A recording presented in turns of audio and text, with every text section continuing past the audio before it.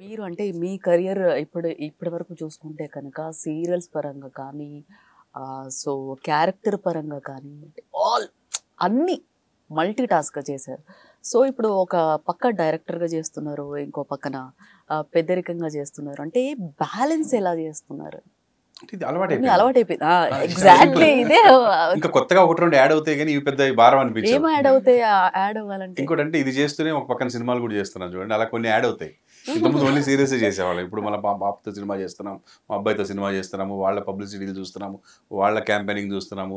నా Mrs YouTube చేస్తూ ఉంటుంది డైలీ, తనకి సలహాలు ఇవ్వాలి, తనతో పాటు కనపడుతూ ఉండాలి అందులో, ఇంత లేకపోతే ఎనర్జీ తను ఎక్కడి నుంచి అలుగుతుంది. వస్తుందండి మీకు? అంటే చెప్తాను, అంటే ఇదే పని కదా, నీకు వేరే పనే ఉంది నాకు, అవును.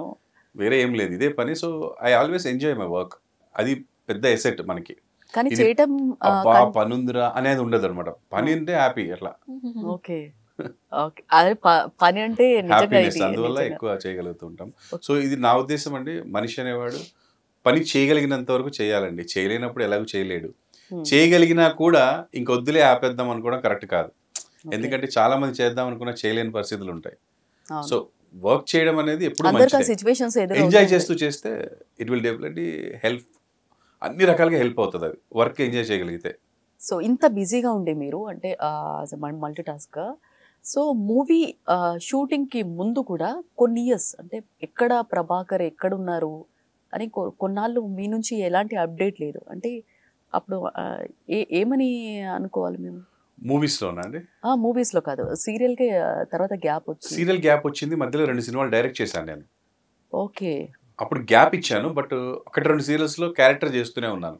అప్పుడు కూడా ఫుల్ ఫ్లెడ్జ్డ్ ఇలాంటి సీరియల్ చేయలేకపోవడం కారణం ఏంటంటే, ఇలాంటి సీరియల్ చేయాలంటే 15 days మినిమం మనం అందుబాటులో ఉండాలి యాక్టింగ్కి, ప్లస్ స్క్రిప్ట్కి ఒక 2-3 days ఉండాలి, మిగతా ప్లానింగ్ ఒక 2 days, అంటే ఆల్మోస్ట్ 20 days మనం అవైలబుల్ ఉండాలి.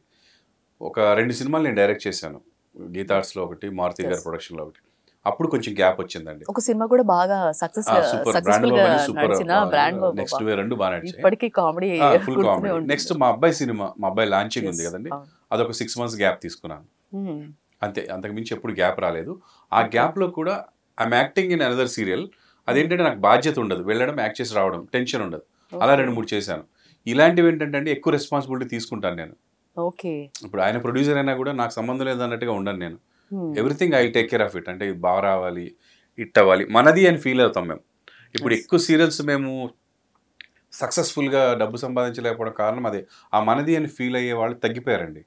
అవును. ఏదో నాకు నా డబ్బులు వచ్చాయా, నేను పని చేశానా, వెళ్ళిపోయాం, ఇలాంటి వాళ్ళు ఎక్కువ వచ్చేస్తున్నారు ఇండస్ట్రీకి. దాంతో సీరియల్స్ ప్రొడక్షన్ చేయడం అనేది ఇబ్బంది అయిపోతుంది.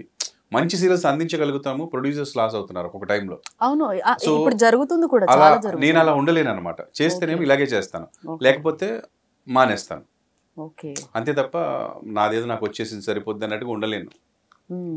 యాడింగ్ టు దట్ అండి, ఈవెన్ దో అంటే నేను ప్రొడ్యూసర్ అయినా కానీ మొత్తం ఆయనే అండి టేక్ కేర్ చేయటం అంతా.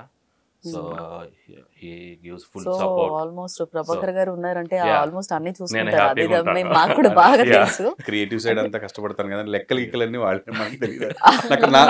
నేను ఓన్ ప్రొడక్షన్ చేసినప్పుడు కూడా ఎప్పుడు ఒక లెక్క చూడలేదు. నాకు స్నేహితులు ఉండేవాళ్ళు, మంచి స్నేహితులు, అంత నమ్మకం అండి పార్ట్నర్స్. ఇప్పటి వరకు కూడా అండి, ఈ రోజు వరకు కూడా నాకు కానీ మా ఆవిడకి కానీ పిల్లలకి కానీ మేము ఏం చేసామో ఏం సంపాదించామో మాకేం తెలియదు. నాకు ఒక ఫ్రెండ్ ఉంటాడు క్లాస్మేట్, తను వచ్చి వర్క్ చేసుకుంటాను, ఏం వర్క్ లేదంటే తన్ని పెట్టేస్తాను. అలా ఇంకొక ఫ్రెండ్ ఉంటాడు నాతో యాక్ట్ చేసిన అతను, నెక్స్ట్ ప్రాజెక్ట్లో నేను ఏదైనా వర్క్ చేసుకుంటానంటే అతనికి అప్పు చెప్తాను. టోటల్గా అప్పు చెప్తానండి, అంటే ఇంకా బ్లైండ్గా బిలీవ్ చేస్తాను. సో ఎప్పుడు నాకు ఇప్పటివరకు అయితే ఎవరి మీద డౌట్ రాలేదు, ఎలాంటి నష్టం రాలేదు. ఇలాగే ఉండాలండి. నష్టం వచ్చినప్పుడు ఎందుకు వచ్చిందని అడగలేదు, డబ్బులు వాళ్ళు ఇంత మిగిలినారా అన్నప్పుడు ఎలా మిగిలిన నేను అడగలేదు. ఏది మిగిలింది ఇచ్చారో తీసుకున్నాను, ఏది పోయిందని కట్టమన్నారో కట్టాను. ఇప్పటివరకు అదే జరిగింది. ఏమి క్రాస్ చెక్ అసలు ఏమి ఉండదండి. అది తప్పు కూడా, చేస్తే మొదటి నుంచి చేయాలి, సార్ లాగా అన్ని కరెక్ట్గా చూడాలి. సో ఆ విషయంలో నాకు ఆయన నచ్చారు. అది మంచిదే, ఇది తప్పని కాదు, అది చాలా మంచిది. ఇంకేది ఉండదు. నాకంటే నేను అసలు ఏమి ఆలోచించను కాబట్టి నాకు టెన్షన్ లేదు. కొంతమంది ఇది ఎలా జరిగింది అని ఆలోచన వచ్చింది అనుకోండి, ఫస్ట్ నుంచి వాళ్ళు చూసుకోకపోతే వాళ్ళదే తప్పు. ఓకే. సో కానీ తర్వాత అలవాట్లు కూడా మనం మారుతూ ఉంటాయి కదా, అది ఈ విషయాలు అయితే చాలా గ్రేట్. నాకు అందరూ మంచి వాళ్ళు దొరికారండి, ఇలాగే అంత అర్థం చేసుకునే వాళ్ళు నేను వాళ్ళని అర్థం చేసుకోవడం ఈజీ. ఏమైనా చిన్న తప్పు జరిగినా దాన్ని నాకు అర్థం చేసుకుంటాను నేను. సింపుల్గా ఇలాంటివి వెరీ కామన్ అని అనిపిస్తుంటది. అది అర్థం చేసుకోకపోతే పెద్ద సమస్యలాగా అనిపిస్తుంది, అర్థం చేసుకుంటే చిన్నగా కనిపిస్తుంది.